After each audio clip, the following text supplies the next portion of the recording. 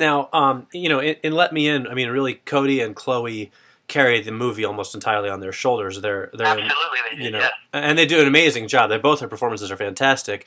And by contrast, again in Cloverfield, your actors are barely on screen. It seems like for half the film. So, what's your approach to working with actors, especially young actors like Chloe and Cody?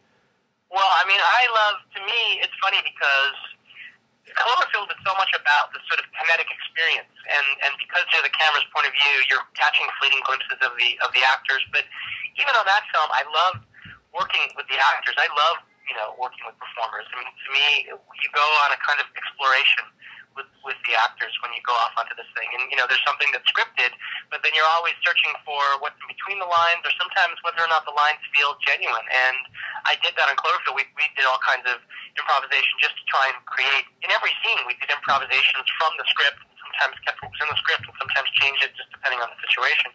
And that kind of exploration is always really exciting to me. Like, we're always trying to find what the reality of that absurd situation would be, how to make it feel as real as possible given the ridiculousness of it, and how do you make that feel true. And in this, obviously, it was a much more intimate kind of experience because it was much more sort of sitting on the actors' faces and about their relationships, because it wasn't about the walls tumbling around them as they were sort of connecting. It was about these two people in total isolation, in total loneliness, sort of reaching out and tentatively building a relationship. And I went on a long search until I found Cody and Chloe, and I was really incredibly impressed with both of them in the audition process. And the whole process of working with them was, first of all, to create an atmosphere where they felt comfortable and could be kids. And I think, ironically, like on the set, the days where Cody was probably happiest were the days when he was going to get bullied, because he loved having kids, boys his age on the set. We always tried to create an atmosphere where at least there could be some sense of play and they could hang out together. I encouraged him and Chloe to spend as much time together, and we went bowling and did things like that, just to sort of create kind of relationship and a comfort between everybody. And then we would go and explore. It was, I got some great advice before I started shooting. I saw this kind of connection because I'm thinking about growing up in the 80s and thinking about movies about kids growing up in the suburbs in the 80s. I thought, of course, about Steven Spielberg, and I thought, in a way, that this story was kind of like a darker version of E.T. And so I asked J.J. Abrams, who produced Cloverfield and who we've been friends forever.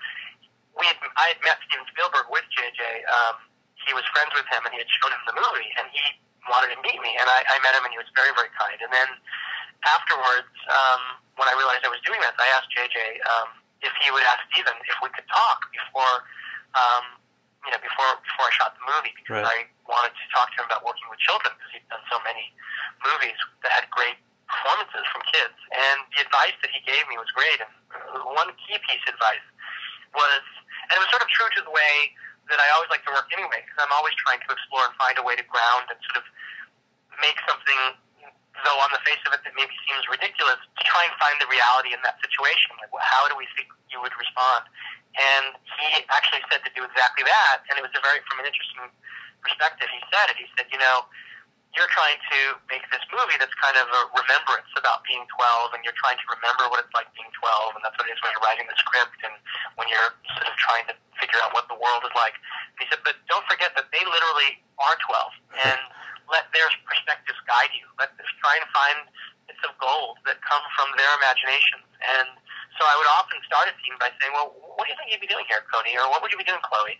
And, sometimes they'd come up with things and it wasn't quite the right thing, but other times it would be absolutely right. It'd be great. There were little things, sometimes I would just take their perspective. Like, there's the scene near the end of the film where Cody is hiding as Elias Koteas is coming into Chloe's apartment and looking for her. Mm-hmm. And he's sitting on the ground, and we're shooting the scene.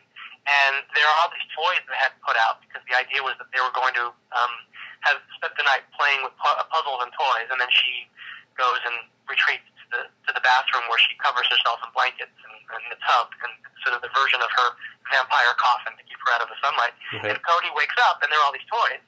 And we're sitting there, and he looked at this mechanical bird that was sitting there, and he goes, oh, it'd be really cool if when Elias comes in, he stepped on the bird and it scared him.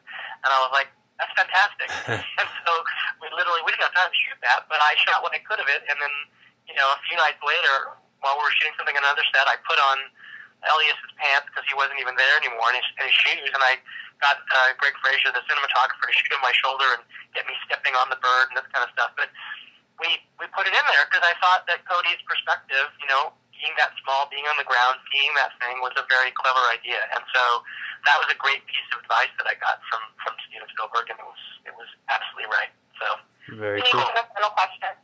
Okay, last question then.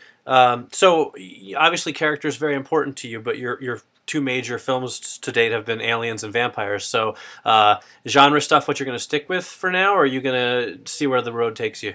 Well, it's interesting because Invisible Woman is not really a genre story, but what I love about genre, and I kind of come to it through, obviously we're doing Felicity all those years, there was no genre whatsoever, it was just coming of age, and it was just focused on the intimacy of the characters and their relationships, and, this sort of feeling of coming of age in college. And the thing about that I discover as I'm getting deeper and deeper into genre, and the thing that I love, and what really attracted me, frankly, the reason I wanted to do Let Me In, was this notion of how in genre stories you can use the metaphor that is presented by that element of fantasy, whether it's a vampire or a giant monster, to represent something that is much more real and relatable to you, and it becomes a way to, in a world where it's hard actually to make drama, if you wanted to make this coming-of-age tale, let's say, between Cody and Chloe, and it wasn't about vampires, so that wasn't part of it, that would be a very difficult movie to make right now. But the vampire aspect of it enables you to smuggle in this secret, and there's something so brilliant about that conception to me when I really was taking in what that story was about, that it was using vampirism as a metaphor for the pain and horror of adolescence. I thought, this is fantastic. And really all my favorite genre stories do that in one way or another, and so I would love to continue to make genre films, and especially with that for me being the window into those stories. The door in is going to be, what is this metaphor really about? Cloverfield, for as ridiculous a concept as it is, the fun of it directorially was to try and come up with a texture and a feeling of the panic that those characters are going through, and that event felt real, and that related to real anxieties that I had and that people, I think, have, but it's all under the guise of a giant monster. And this is the same thing where it's all under the guise of a vampire story. So I love genre. It's sort of a very liberating and exciting world, I think, to be in. Well, great. Well, Matt, thank you so much for taking the time to talk to me, and continued success to you. Thank you. Thank you.